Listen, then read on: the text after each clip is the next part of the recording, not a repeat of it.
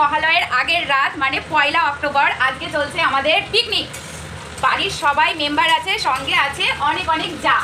আর এখানে রান্না হচ্ছে, এই দেখো ফ্রাইড রাইস, চিলি চিকেন, আর লাস্টে একটা টুইস্ট আছে, সেটা এক্ষুনি বলবো না, লাস্ট অব্দি ভিডিও দেখতে হবে তার জন্য। তো তার আগে বলি, ফার্স্টে আছে চিকেন পকোড়া, প্রায় শেষের মুহূর্তে, যে যেমন পারছে খাচ্ছে।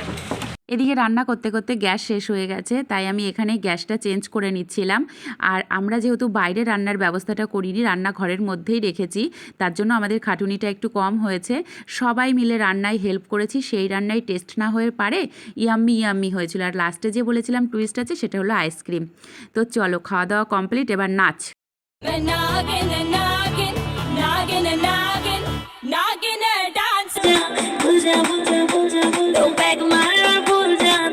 আমরা তো ভীষণ মজা করেছি, তোমরা কেমনভাবে এনজয় করলে অবশ্যই জানিও। বাই।